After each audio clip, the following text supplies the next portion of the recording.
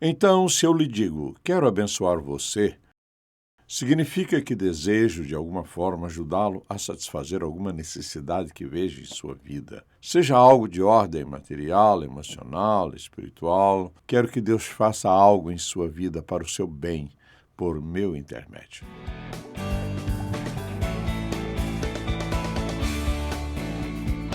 Então, Jesus aproximou-se deles e disse: Toda potestad me es dada en el cielo y en la tierra.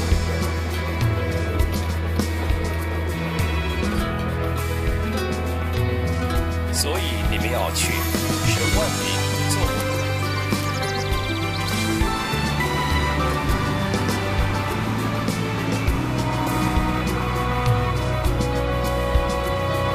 Baptizing them in the name of the Father, the Son, and the Holy Spirit.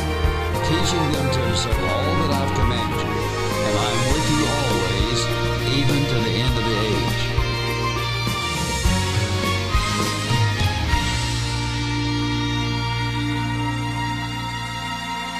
Nestes tempos econômicos em que vivemos, é fácil nos tornarmos um pouco egoístas e um pouco egocêntricos. A razão é porque sempre temos tido necessidades em algum momento de nossa vida, mas também temos responsabilidades.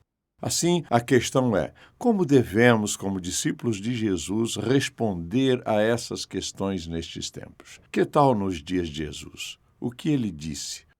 O que ele ensinou? Os tempos, naquela época, eram semelhantes a estes, só que muito piores. Naquela época havia duas classes de pessoas. Uns eram muito ricos e poderosos e os outros eram muito pobres. Milhões de escravos. O que Jesus disse?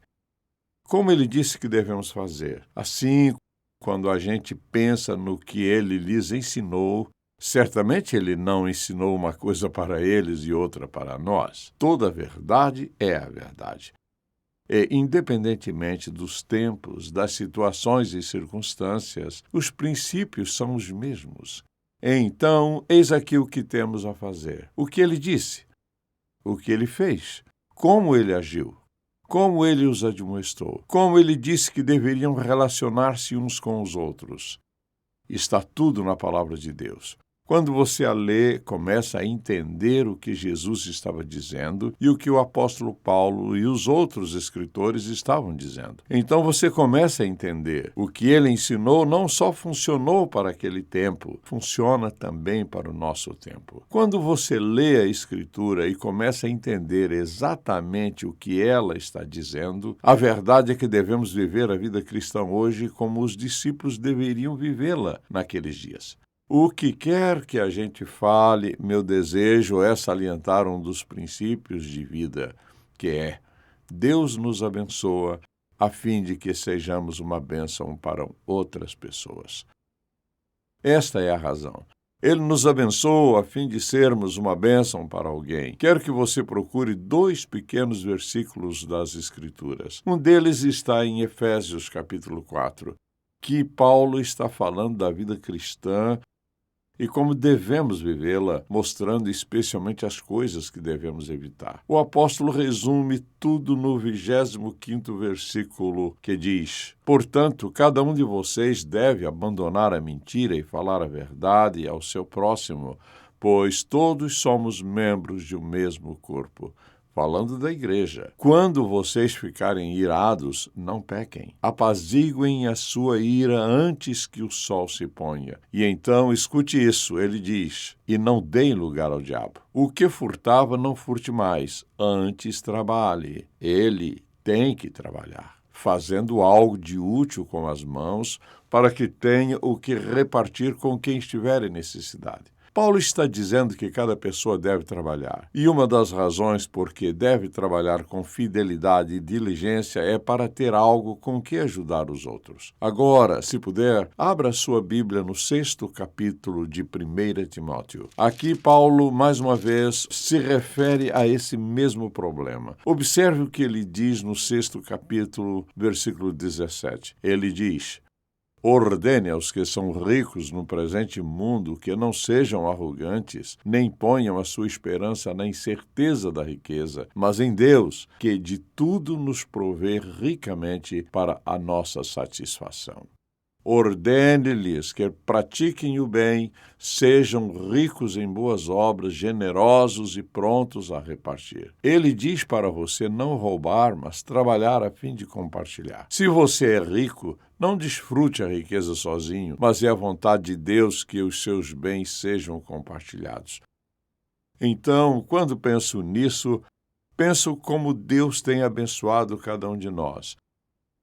Uma das coisas que Ele tem em mente quando nos abençoa é que sejamos uma bênção para alguém. Vamos definir o que é uma bênção. Se eu pedir a Deus que o abençoe, o que estou realmente pedindo é que Deus haja de alguma forma em você, abençoando sua vida, trazendo felicidade, trazendo alegria ou atendendo a alguma necessidade especial. Então é isso. Estou pedindo uma intervenção divina em sua vida, reivindicando algo em seu favor. Porque, na verdade, Deus é claro quando diz o que devemos fazer. Ele quer abençoar os outros e ambos os versículos que lemos, ele diz que devemos partilhar. Estamos trabalhando e tudo que conseguimos com o nosso trabalho devemos partilhar com outras pessoas que não têm tanto como nós. Agora, pense na vida de Cristo e da forma como ele se via. Nós o vemos como Senhor e Mestre, como Rei e muito mais. Quando ele esteve aqui, veja o que ele disse. Ele disse, não vim para ser servido, embora ele merecesse ser servido. Não vim para ser servido, vim para servir e dar a minha vida em resgate de muitos. Foi essa uma expressão da forma como ele serviu, expressão de sua bondade e amor e misericórdia para conosco. Em seguida, em outra ocasião, no 22º capítulo de Lucas, Jesus diz, mas eu estou entre vocês como quem serve. Essa era a maneira como Jesus via a si mesmo. Então, vamos olhar para algumas coisas que ele fez, que certamente expressam a condição de servo. Quando Jesus via uma necessidade, ele estava sempre disposto a atendê-la. Por isso ele curou a todos os que estavam doentes? Não. Ele atendeu às necessidades de cada pessoa individualmente? Não. Mas é incrível, veja você, que a Bíblia diz que ele conhecia o coração de cada pessoa. Mas se você olhar para a vida dele, ele estava sempre dando saúde, dando libertação, partilhando algo dele mesmo durante 3 anos. E quando ele foi para a cruz em seus momentos finais, o que ele estava fazendo? Ele estava deitado numa cruz entre 2 ladrões, quase nu. E o que ele estava fazendo? Ele estava dando a si mesmo para toda a humanidade, como sacrifício final pelo pecado de toda a humanidade. Por isso, qualquer um que venha a ele e peça perdão de seus pecados, com base no fato de que ele morreu no lugar do pecador, essa pessoa possa ser salva. Foi isso que ele fez. Agora, quero que você ouça o que ele diz na Bíblia, porque ela se aplica a cada um de nós. Assim, ouça, o que vou fazer é lhe dar uma palavra de como ele é e do que ele fez por nós, como ele nos serviu. Quero que você leia o versículo que se segue, especialmente agora que desejo mostrar o que ele tem feito. Vamos começar com o fato de que ele nos salvou. Olhe para isso. Ele nos salvou de nossos pecados. Ele diz para nós, agora que é minha e sua, a responsabilidade de vão pelo mundo todo e preguem o evangelho a todas as pessoas. Não quer isso dizer que você tem que ir para a China ou para a Rússia amanhã, mas quer dizer que onde moramos, você e eu somos responsáveis por compartilhar a verdade do evangelho. Veja isto, com o povo, ouça, que está em nosso círculo. Agora, alguns círculos estão fora, além, e alguns estão perto. Alguns têm poucos amigos. Você tem as pessoas com quem trabalha, com quem estuda e assim por diante. Seja qual for a nossa vizinhança e onde quer que vivamos, temos a responsabilidade de compartilhar o Evangelho. Foi essa a ordem que ele nos deu. A segunda coisa, devemos pensar que ele nos ama. Ele nos ama de um modo supremo. Assim, veja 1 Pedro, capítulo 4, versículo 8. Sobretudo, amem-se sinceramente uns aos outros, porque o amor perdoa muitíssimos pecados. Sejamos fervorosos em nosso amor. Em outras palavras, não se trata de como vai, gosto de você. O amor sincero vai além disso. Ele se expressa em ação. Ardente amor se expressa. Ele se expressa não apenas em palavras, mas em obras. Ele não está pedindo que façamos mais do que ele tem feito por nós. Ele diz, eu salvei você, quero que você seja o canal para que mais alguém seja salvo. Eu amo você e o amo com um amor ardente. Amei você ao ponto de dar a minha vida por você. Quero que você ame fervorosamente. Sim, que você realmente ame as outras pessoas. Dê-se a elas de tal forma que experimentem esse amor. Então, é claro, ele perdoa os nossos pecados. Olhe para isto. Efésios 4, 32. Sejam bondosos e compassivos uns para com os outros, perdoando-se mutuamente, assim como Deus os perdoou em Cristo. Agora, se você não é um crente, onde começa a sua nova vida? Ela começa quando você recebe Jesus Cristo como seu Salvador. Confessa a Ele os seus pecados, pedindo-lhe perdão. A sua aceitação se baseia no fato de que Ele pagou a sua dívida de pecado na íntegra. Não porque você é bom o suficiente para ser salvo, basta pedir. O nosso perdão vem dele. Ele diz que devemos perdoar uns aos outros. Ouça, assim como Deus, através de seu Filho Jesus Cristo, nos perdoou, ele perdoou a cada um de nós de muitas coisas, muitas e muitas vezes. Temos que perdoar, não importa o que, não importa quando, não importa como e não importa quem. Não há limites para o perdão. Você diz, bem, isso me dói, é muito ruim. Esse não é o problema. Quantas vezes Jesus lhe perdoou? Bem, se vou ser um de seus seguidores, o perdão faz parte da minha conversão. Então, é claro que ele nos oferece coisas materiais. Ele diz, ordene-lhes que pratiquem o bem, sejam ricos em boas obras, generosos e prontos a repartir. Olha o que você tem. Cada pessoa sentada aqui é provavelmente a maioria de vocês que estão me vendo e ouvindo é rica comparada com a maior parte do mundo. Não importa quão pouco temos, somos ricos em comparação com muita gente. Se Deus, na maior parte do tempo, está sempre nos dando tudo o que pedimos e que precisamos, devemos fazer o mesmo com os outros. Então, é claro que ele nos ensina a verdade. É por isso que nós o conhecemos. Olhe para este versículo. O que está sendo instruído na palavra, partilhe todas as coisas boas com aquele que o instrui. Isto é, você aprendeu muitas coisas com a palavra de Deus. Você tem a responsabilidade de ensinar alguém. Você diz, mas espere um minuto, eu não sou um professor. Bem, como você define um professor?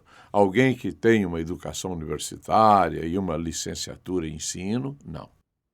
Veja isto, se você sabe algo que eu não sei e você está disposto a me dizer o que isso significa e como posso aplicá-lo em minha vida, você me ensinou alguma coisa. Nosso Senhor nos deu o Espírito Santo que nos torna capazes de ensinar a outras pessoas. Há muitas pessoas às quais você pode ensinar a verdade da palavra de Deus. Então, é claro, o Espírito Santo nos conforta. Ouça o que o apóstolo Paulo nos diz em 2 Coríntios. Ele diz, bendito seja o Deus e Pai de nosso Senhor Jesus Cristo, Pai das misericórdias e Deus de toda consolação, que nos consola em todas as nossas tribulações, para que, com a consolação que recebemos de Deus, possamos consolar os que estão passando por tribulações. Nós somos edredons. Eu não sei o que dizer. Sim, você sabe. Você diz, como é que vou consolar alguém? Você os vê sofrendo e aqui está o que você diria a eles. Só quero que você saiba que eu realmente estou orando por você. Eu não compreendo perfeitamente tudo o que você está passando, mas quero que saiba que pode contar comigo. Você pode colocar o seu braço ao redor dele e abraçá-lo. Ou você pode dar tapinhas no ombro, ou pode dizer, você sabe, não entendo totalmente tudo o que se passa com você, mas estou disposto a ouvi-lo, caso queira aliviar a sua mente e coração, ou se precisa apenas se desabafar com alguém. Então você o consolou.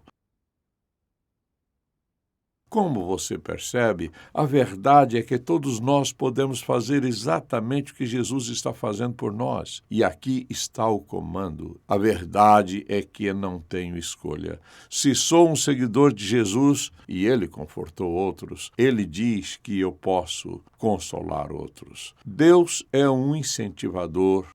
Por exemplo, ele nos encoraja. Essa é uma das razões pelas quais você e eu oramos. Oramos porque às vezes ficamos um pouco desanimados ou porque enfrentamos desafios. Nós apenas dizemos, Deus, eu preciso do Senhor. Ouça o que ele diz. O Deus que concede perseverança e ânimo, deles um espírito de unidade segundo Cristo Jesus. Todo mundo precisa de um ou mais encorajadores. Alguém me enviou um e-mail que só descobri recentemente. Pensei, Senhor, espero ter um momento, apenas um momento hoje, para que eu possa dizer ao remetente, muito obrigado por me enviar isso. Foi uma mensagem muito encorajadora para mim. Eu pergunto, quando foi a última vez que você decidiu, vou mandar assim e assim um e-mail, escrever-lhes uma carta, chamá-los? Só quero dizer uma palavra de encorajamento para eles. Você não tem que dizer, chamei você para incentivá-lo. Não, não é isso, não é disso que estou falando. Você acabou de fazê-lo. E você sabe o quê? Às vezes um tapinha no ombro ou um aperto de mão com ambas as mãos é uma coisa muito encorajadora. Mas veja, se estou sempre pensando em mim mesmo, vou deixar passar muitas vezes por dia uma ótima oportunidade de ser um incentivador se eu não tomar cuidado. Então, é claro, Cristo nos aceitou. Graças a Deus que Ele nos aceitou. Ouça isto. Portanto, aceitem-se uns aos outros da mesma forma que Cristo os aceitou, a fim de que vocês glorifiquem a Deus. Se eu aceito alguém, significa que eu o aceito pelo que ele é. Não gosto do que eles fazem, não gosto da maneira como agem, mas posso aceitá-los como pessoas que têm necessidades. Podem ser pessoas egoístas, podem ser pessoas gananciosas. Uma das piores emoções que existem é a de se sentir rejeitado por alguém. Penso em quantas pessoas hoje vão para o trabalho e quando o longo dia termina, elas ouvem, não precisamos mais de você. Nós estamos tendo que cortar despesas e por isso hoje foi o seu último dia. Uma situação assim você pode ver da maneira que quiser, mas há nela um sentimento de rejeição. Lembre-se disso. Cada um de nós tem sido aceito por Deus através de seu Filho Jesus Cristo. Isso não tem nada a ver com merecimento. Ele é quem diz ser. Ele nos ama. Então, é claro, ele nos adverte, olhe para isto. Meus irmãos, eu mesmo estou convencido de que vocês estão cheios de bondade e plenamente instruídos, sendo capazes de aconselhar-se uns aos outros. Para aconselhar uns aos outros não é só incentivar, mas, por vezes, para avisar, ou seja, advertir. Vejo aonde você está indo, mas gostaria que você pensasse em algo antes de tomar essa decisão. Eu ouço o que você está tentando me dizer, mas você já pensou no que Deus diz a respeito disso? O aconselhamento revela o cuidado de alguém por outra pessoa. Pode estar relacionado com a possibilidade de comprar alguma coisa, ou de se desenvolver um relacionamento, ou o que quer que seja. Jesus certamente nos aconselhou e estamos aconselhando outros. Então, é claro, temos de ser pessoas pacientes. Olhe para isso. Sejam completamente humildes e dóceis e sejam pacientes, suportando uns aos outros com amor. Pacientes uns com os outros? Cada pai tem que ser paciente. Temos de ter paciência com o outro. A paciência diz, você sabe o quê? Posso esperar até que você aprenda isso. Posso esperar até que você me perdoe. Posso esperar até que você mude. Em outras palavras, posso esperar.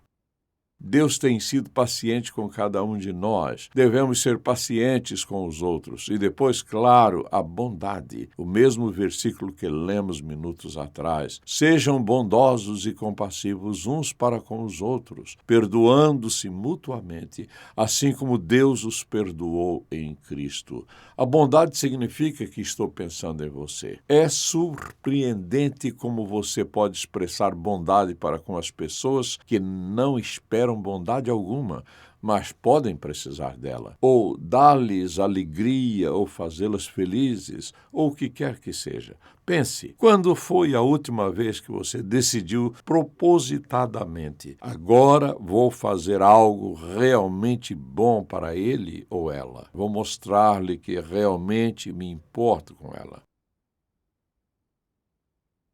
Agora, é claro que todo marido e mulher devem viver assim o tempo todo, mas quando foi a última vez que alguém que você aprecia recebeu de você uma palavra, um gesto de bondade?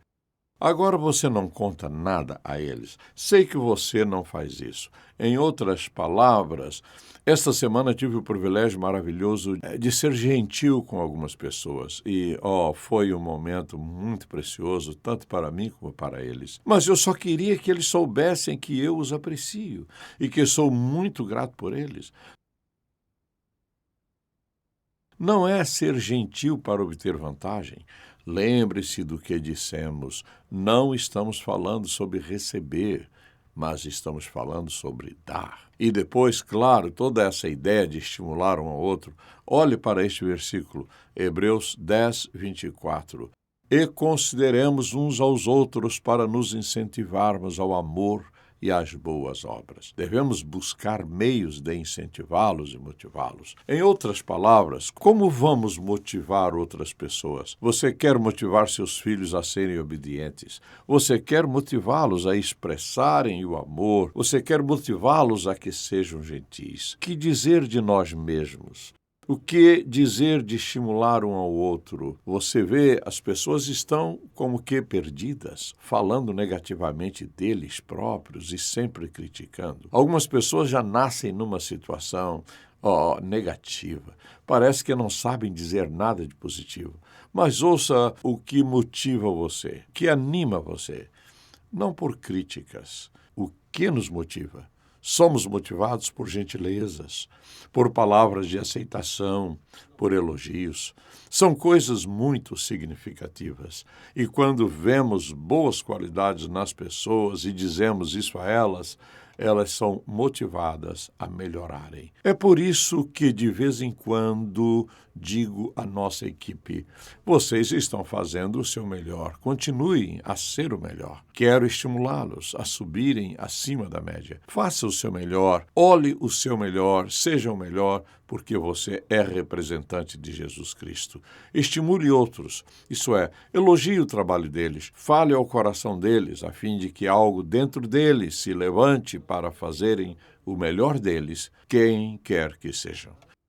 E depois, claro, partilhe com a gente. O primeiro versículo que mencionamos neste 4º capítulo de Efésios, e este é o versículo 28.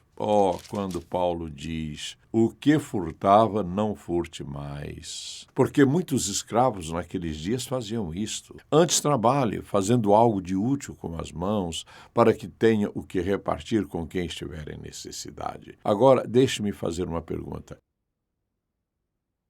Acabo de dizer-lhes o que foi que Jesus fez na vida de cada um de vocês. Partilhei com você, isto é, o que ele tem feito na sua e na minha vida. Agora, é isso que ele espera que façamos uns aos outros. Então, quero lhe perguntar, ouça com atenção. Pense nisso antes de responder por você mesmo. Vendo a sua própria vida, a maneira como vive, você diria que você é um acumulador ou um doador? Ou você passa a maior parte de seu tempo pensando no que vai conseguir? Ou você se pergunta na maior parte de seu tempo, como posso dar? O que posso dar? O que posso compartilhar? O que você diria de você? Um doador? Um acumulador? As pessoas mais felizes são as doadoras. Um doador? Vou fazer agora uma última declaração que você nunca deve esquecer. Você está ouvindo? Quando você estiver diante do Senhor ao chegar no céu, ouça atentamente. Você não será recompensado por aquilo que obteve. Você só será recompensado por aquilo que você deu. Você conseguiu isso? Quando chegar ao céu, você não vai ser compensado pelo que obteve nesta vida, mas será recompensado por aquilo que você deu. Por isso, é mais sábio ser um doador. Você será mais feliz sendo um doador. Você vai ser mais útil para o reino de Deus sendo um doador. Você vai estar mais animado na vida sendo um doador. Tudo é melhor para doadores do que para acumuladores. Então, gostaria de dar-lhe alguma coisa. Gostaria de lhe dar, neste momento, a oportunidade de mudar o rumo de sua vida, o destino eterno de sua vida e a condição de sua vida. Aqui está como você pode fazer isso. Você pode reconhecer honestamente que você é um pecador, que você pecou contra Deus, que você não merece nada, porque quando você olha para os seus trabalhos, suas obras, não passam de coisas lamentáveis diante do fato de que você rejeitou Jesus Cristo como seu Salvador pessoal.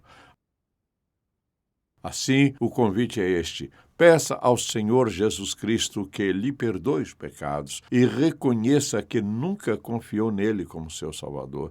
Você tentou fazer o bem, mas a Bíblia diz que isso não funciona. Ele diz que por obras de justiça que a gente faz, nenhuma pessoa jamais foi salva. Quero pedir-lhe que convide Jesus Cristo para entrar em sua vida, que peça a Ele que lhe perdoe os pecados e que se entregue a Ele pessoalmente, dizendo: Senhor, quero o Senhor na minha vida. Quero que o Senhor viva a sua vida dentro de mim e através de mim. Preciso do perdão dos meus pecados. Quero ir para o céu quando morrer, mas quero o Senhor na minha vida agora.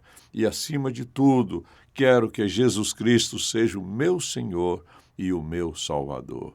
Se você está disposto a pedir a Ele que perdoe os seus pecados, diga-lhe: estou recebendo a Ti, Jesus, como meu Salvador pessoal aqui e agora.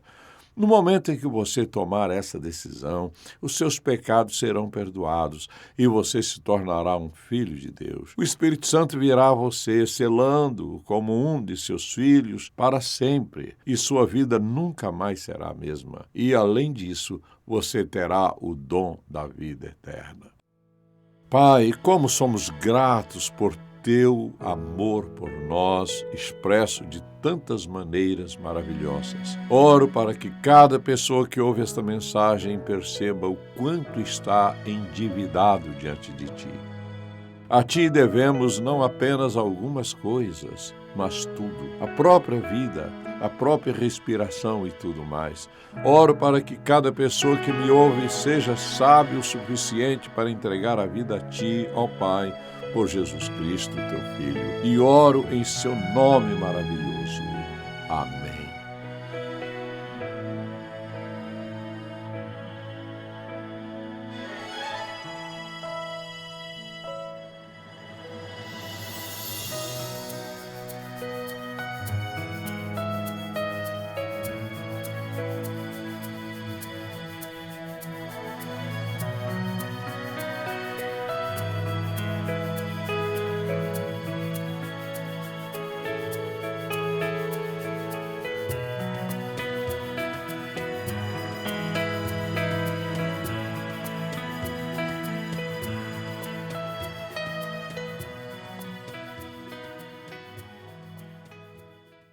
tocando o mundo com uma paixão por Deus e compaixão pelas pessoas. Em Contato com o Dr. Charles Stanley é uma produção da InTouch Ministries, Atlanta, Geórgia, Estados Unidos.